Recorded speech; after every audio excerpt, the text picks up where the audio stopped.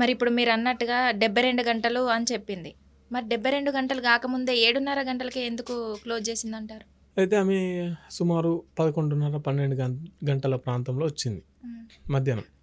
తర్వాత రాష్ట్ర ప్రభుత్వానికి అప్పీల్ పెట్టుకున్నది. మాకు 72 గంటల దీక్షకు పర్మిషన్ కావాలని చెప్పేసి. ఓకే. పోలీసోళ్ళు ఇవ్వలేదు. హ్మ్. పోలీసోళ్ళు ఇవ్వకపోయేసరికి కోర్టుకెళ్ళినారు. గౌరవ హైకోర్టును కూడా ఆశ్రయించినారు. హైకోర్టు వాళ్ళు కూడా ఇప్పటివరకు మేము ఎవరికి ఇవ్వలేదు. 3 రోజులు దాదాపు 72 గంటలంటే 3 రోజులు. అవును. 3 రోజులు నిరాహార దీక్ష చేస్తా అంటే మేము కూడా ఇయ్యమని చెప్పేసి కోర్టు వాళ్ళు చెప్పారు. కోర్టు వాళ్ళు పోలీసోళ్ళని అడిగారు.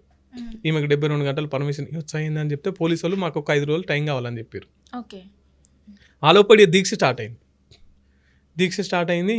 ఇక పోలీసోళ్ళు కొంచెం టైం ఇచ్చి 4-5 గంటల వరకు మీరు దీక్ష క్లోజ్ చేయాలని చెప్పేసి అటు కోర్టు చెప్పింది, ఇటు పోలీసోళ్ళు చెప్పారు. కాబట్టి ఈమెకు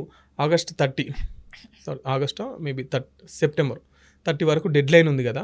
మన పోరాటాన్ని ఇంకా వేరే రూపాలలో కొనసాగిద్దాం. ఇప్పటి వరకు పెద్దలు చెప్పారు, బీసీ సంఘాల నాయకులు, తర్వాత బీసీ సంఘాల నేతలు, బీసీ సంఘ నాయకులు చెప్పారు. కాబట్టి దీన్ని ఇక్కడితో ఆపి గౌరవ కోర్టును కూడా మనం గౌరవించినట్టు ఉంటుంది. మన పోరాటాలను వివిధ రూపాల్లో మనం కొనసాగించవచ్చు. ఇప్పటి వరకు తాత్కాలికంగా ఆపుతున్నామని చెప్పి, ఎందుకంటే ఉదిక్కు బాగా వర్షం, అవును. అక్కడ కార్యకర్తలు కూర్చోలేనటువంటి పరిస్థితి వర్షంలో.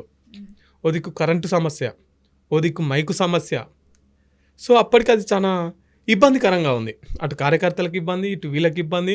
అంత కొంచెం గందరగోళ వాతావరణం ఉంది. ఒకవేళ అట్నే కూర్చుంటే పర్మిషన్ లేదు కాబట్టి పోలీసులు అరెస్ట్ చేసే అవకాశం కూడా ఉంది.